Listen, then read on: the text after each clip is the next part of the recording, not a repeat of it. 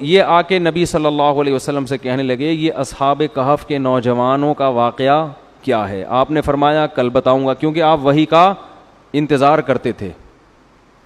آپ نے انشاء اللہ نہیں کہا، یہ نہیں کہا کہ اگر اللہ نے چاہا. تو اللہ کو آپ صلی اللہ علیہ وسلم کی یہ بات، اس پہ اللہ نے آپ کو تنبیہ فرمائی کہ آپ اپنی مرضی سے کچھ بھی نہیں بتا سکتے. آپ کو یہ کہنا چاہیے کہ اگر اللہ نے چاہا. تو اس پر وحی کا سلسلہ بند ہو گیا اور آپ انتظار کرتے رہے. 15 دن کے بعد وحی نازل ہوئی اور آپ صلی اللہ علیہ وسلم کو بہت تکلیف ہوئی اس عمل سے، کیونکہ وہ اعتراض کر رہے تھے نا کہ دیکھو ان کو معلوم نہیں ہے. تو 15 دن کے بعد وحی نازل ہوئی اور پھر اللہ نے آپ کا پورا واقعہ بیان کیا اور فرمایا کہ وَلَا تَقُولَنَّ لِشَيْءٍ إِنِّي فَاعِلٌ ذَلِكَ غَدًا إِلَّا أَن يَشَاءَ اللَّهُ. کبھی بھی کسی کام کے بارے میں یہ مت کہا کریں کہ میں یہ لازمی کل کروں گا، ہاں یہ کہا کریں اگر اللہ نے چاہا. تو نبی صلی اللہ علیہ وسلم نے انشاءاللہ کہنا بھول گئے تو وہی دیر سے نازل ہوئی، لیکن اللہ نے پھر آپ کو تنبیہ فرمائی. تو اصحاب کہف کا واقعہ بیان کیا کہ پچھلی امتوں میں چند نوجوان تھے جو مشرک حکومت تھی، تو ان دونوں نے بت پرستی کو چھوڑ کر ایک خدا پر ایمان لے آئے. جب ایمان لے آئے تو ان کے لیے اپنے کنٹری میں رہنا ناممکن ہو گیا. تو انہوں نے اللہ پہ اعتماد اور توکل کر کے کہا فَأْوُوا إِلَى الْكَهْفِ، یہاں سے نکلو اور کسی غار میں جا کے پناہ لو. غار میں جائیں گے تو کل دیکھیں گے پھر ہم نے کیا کرنا ہے، فی الحال یہاں سے نکلو. یعنی دین سے پیچھے نہیں ہٹے بلکہ دین پہ قائم رہنے کے لیے اس ملک سے ہجرت کر لی. یہی شریعت کا حکم ہے کہ جس جگہ آپ اپنے دین کو محفوظ نہیں رکھ سکتے وہاں سے آپ کے لیے موو کر جانا واجب ہے، اور یہ اللہ کی طرف سے بہت بڑا اس پہ اجر ملتا ہے. اس پہ قرآن کہتا ہے جو اللہ کی راہ میں نکلے گا نا، دین پہ قائم رہنے کے لیے علاقہ چھوڑے گا، یجد فی الارض مراغما کثیرا وسعا، زمین میں اس کو بڑی کشادگی نظر آئے گی، زمین کا سینہ اس کے لیے کھلا ہوا ہے، بھوک سے مرے گا نہیں. اور اللہ نے فرمایا اگر وہ سفر کے دوران مر گیا فقد وقع اجرہ علی اللہ، اس کا اجر اللہ کے اوپر پڑ گیا، جا کے گر گیا اس کا اجر اللہ کے اوپر، یعنی اللہ پہ فرض ہو گیا اس کو نوازنا. تو اب یہ تین جب نکلے تو انہوں نے کہا چلو بھائی غار میں جا کے پناہ لیتے ہیں، اور اگر تم یہیں رہے تو یہ ہمیں ہمارے پرانے دین پر لے آئیں گے اور ہم کبھی بھی کامیاب نہیں ہو سکیں گے. بڑا مضبوط ایمان. تو اپنے کتے کو بھی ساتھ، کتا حفاظت کے لیے اپنے ساتھ رکھنا جائز ہے، شو کے لیے یا ویسے ہی شوقیہ پالنا جائز نہیں ہے. بہت افسوس کے ساتھ کہنا پڑتا ہے پہلے یہ کتے غیر مسلم پالا کرتے تھے، اب افسوس کے ساتھ کہنا پڑتا ہے مسلمانوں نے بھی کتے پال کے شو مارنا شروع کر دیے. اور ویسے بھی کتے سے ایک عجیب وحشت ہوتی ہے، جتنا ہی پالتو ہو لیکن آپ کو ایک عجیب وحشت ہوگی اس سے.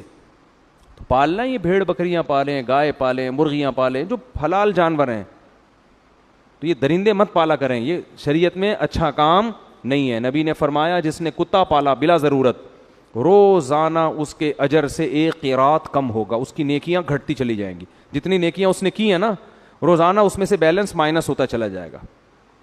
جیسے آپ کوئی پیکج کروا لیتے ہیں نا تو روزانہ کے حساب سے بیلنس کیا ہوتا ہے، کٹنا شروع ہوتا ہے، اتنے ایم بی ختم ہو گئے، ہوتا ہے نا. تو آپ نے فرمایا جس نے بلا ضرورت کتا پالا اس کی نیکیوں میں سے روزانہ کے حساب سے نیکیاں ختم ہوتی چلی جائیں گی. تو اس لیے اچھا کام نہیں ہے کتے پالنا. ضرورت کے لیے پالے، انسان کی خدمت کے لیے پیدا کیا ہے، تو شکار کے لیے. تو اصحاب کہف کو بھی چونکہ اجنبی تھے تو اجنبیوں کو سفر میں کتے کی ضرورت پڑتی ہے. بعض دفعہ دوسرے کتے سے بچنے کے لیے بھی کتے کی ضرورت ہوتی ہے. حقیقت ہے نا، کتا کتے کی زبان سمجھتا ہے، وہ اپنی زبان میں اس کو سمجھاتا ہے ذرا سائڈ پہ ہو جاؤ، ٹھیک ہے نا.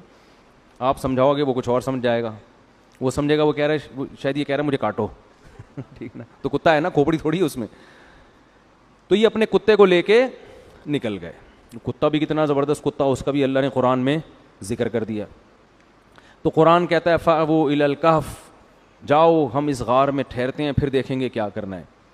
قرآن کہتا ہے ہم نے فَضَرَبْنَا عَلَىٰ آذَانِهِمْ فِي الْكَهْفِ سِنِينَ عَدَدًا، ہم نے ان کو کئی سالوں کے لیے وَلَبِثُوا فِي كَهْفِهِمْ 300 سِنِينَ وَازْدَادُوا 9، 310 سال کے لیے ہم نے ان کو سلا دیا. اب یہ بات یہودی جانتے تھے کہ اصحاب کہف کا ایسا واقعہ ہوا ہے جس میں وہ کہتے تھے 300 سال، جبکہ قرآن نے کہا 310. تو علماء نے ایک بڑی زبردست بات کی ہے کہ اگر شمسی اور قمری کا فرق نکالا جائے نا تو شمسی 300 قمری 310 بنتے ہیں. تو یہ بھی ایک زبردست کیا ہو گئی, میچنگ ہو گئی. تو 310 سال کے لیے اللہ نے انہیں اس غار میں سلا دیا. کیا اللہ کی قدرت, قرآن بتاتا ہے اس کی حکمت کیوں سلا دیا. نمبر 1 کہ جب وہ اٹھ کے آئیں گے اپنی قوم کے پاس اور علامتوں سے لگے گا کہ بھئی یہ 300 سال, کیونکہ تاریخ اس وقت بھی لکھی جاتی تھی, 300 سال پہلے ایسے کچھ لوگ ہجرت کر کے بھاگے تھے, یہ ہوا تھا اس وقت, یہ سکہ بھی ہے ان کے پاس, تو لوگوں کو یقین آ جائے گا کہ اللہ ہر چیز پر قدرت رکھتا ہے. ایک حکمت تو یہ قرآن نے بیان کی, یہ حکمت.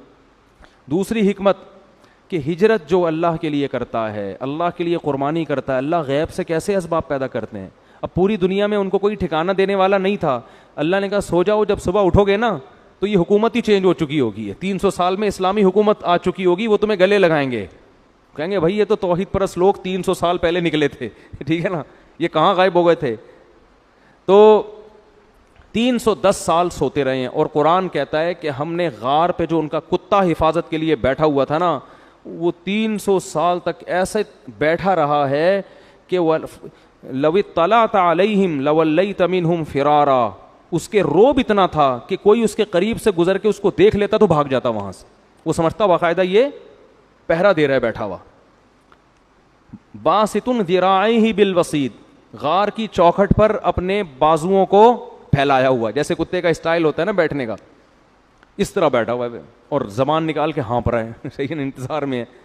اور قرآن کہہ رہا ہے وَنُقَلِّبُ أَفْئِدَتَهُمْ ذَاتَ الْيَمِينِ وَذَاتَ الشِّمَالِ, ہم ان کو نیند کی حالت میں کروٹیں بھی دیتے تھے, کیونکہ اتنے عرصے اگر آپ زمین پہ لیٹے رہیں تو زمین ہی کھانا شروع کر دیتی ہے, اور سورج کی کرنیں اس انداز سے پڑتی ہیں کہ سورج کی روشنی ان کو نقصان نہیں دیتی. تو بڑا تمام سائنٹیفک جتنے بھی وہ طریقے ہوتے ہیں نا کسی کو زندگی دینے کے, ان تمام طریقوں کی قرآن کہتا ہے ہم نے رعایت کی.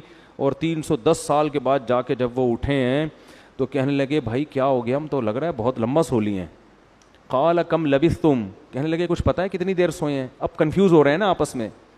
تو کہنے لگے قالوا لبثنا یوما او بعض یوم, شاید ایک دن یا اس سے کچھ کم سوئے ہیں, کیونکہ وہ سورج کو دیکھ کے اندازہ لگا رہے تھے نا کہ ہم جب گھسے تھے تو یہ ٹائم ہو رہا تھا, نکلے ہیں تو یہ ٹائم ہو رہا ہے, تو 24 گھنٹے یا اس سے کچھ کم ہوئے ہیں. پھر پریشان ہو گئے کہ یار کچھ ایسا لگتا نہیں ہے. تو پھر کہنے لگے ربکم اعلم بما لبثتم, اللہ ہی کو پتہ ہے بھائی کتنے سوئے ہیں, اس بحث میں کچھ نہیں رکھا ہوا, پیٹ کمر سے چپکا ہوا ہے. فبعثوا احدکم بورقکم ہذہ, یہ سکہ رائج الوقت لے کے جاؤ اور شہر میں چھپ کے جا کے چپکے سے ایھا ازکا طعاما, جو حلال کھانا ہے نا وہ لے کر آؤ. اس سے پتہ چلتا ہے بھائی غیر مسلم ریاست میں اس کی فکر کرنا لازم ہے کہ جو آپ کھا رہے ہو وہ حلال ہے یا حرام. اسلامی کنٹری میں ضروری نہیں ہے آپ جائیں گوشت کھا لیں حلال ہی ہوگا, لیکن اگر آپ یورپ میں رہتے ہیں امریکہ میں رہتے ہیں تو ایسا نہیں کہ ہوٹل میں جا کے جو مرضی کھا لو, تفتیش کرنی پڑے گی, پوری تحقیق. صرف حلال کا ٹھپا کافی نہیں ہے, ہر چیز پہ حلال کے ٹھپے لگے ہوئے ہیں آج کل. وہاں لوگ کہتے ہیں حلال لکھا, وہ یعنی شراب کی بوتلوں پہ بھی ان کا بس چلے تو حلال کے ٹھپے لگا دیں وہ. تو اتنا کافی نہیں ہے, باقاعدہ کسی ادارے سے, صحیح ریلائبل ادارے سے تحقیق ہونی چاہیے کہ ہاتھ سے اللہ اکبر پڑھ کے ذبح کر بھی رہے ہیں کہ نہیں کر رہے, ورنہ وہ حلال نہیں ہوگا. غیر مسلم ملک میں گوشت کھانا اس وقت تک حلال نہیں ہے جب تک آپ کو 100% یقین نہ ہو جائے کہ یہ واقعی حلال طریقے سے ذبح ہوا ہے. تو خیر, تو انہوں نے کہا فَلْيَنْظُرْ أَيُّهَا أَزْكَىٰ طَعَامًا, چپکے سے جاؤ, وَلْيَتَلَطَّفْ, کسی کو پتہ نہ چلے, بھیس بدل کے جاؤ اور فی الحال کچھ کھانے پینے کا انتظام کرو, اور حلال کھانا ہونا چاہیے. تو اب جب وہ سکہ رائج الوقت لے کے آیا ہے نا, تو بندوں نے جب وہ دیکھا انہوں نے کہا یہ تو 310 سال پرانے سکے چل رہے ہیں بھائی, یہ کہاں سے آئے, یہ تو کسی کے پاس آج کل مارکیٹ میں ہے ہی نہیں. خیر جی, وہ قرآن تو مختصر واقعہ بیان کرتا ہے. بالآخر تفتیش ہوتے ہوتے انہوں نے تاریخ کی کتابیں دیکھی ہوں گی, اپنے ابا دادا سے پوچھا ہوگا بھائی ونس اپون اے ٹائم کچھ لوگ یہاں سے گئے تھے, وہ حکومت تھی, انہوں نے وہ پکڑ پکڑ کے سب کو اٹھا کے لے آئے. تو وہ یہ واقعہ بنی اسرائیل میں بہت زیادہ مشہور ہو گیا کہ اللہ نے چند نوجوانوں کو جنہوں نے اللہ کے لیے قربانی دی, ان کو اللہ نے 310 سال تک غار کے اندر بند رکھا ہے, اس کے بعد اللہ نے نکالا. تو تو پھر انہوں نے نبی صلی اللہ علیہ وسلم سے یہ پوچھا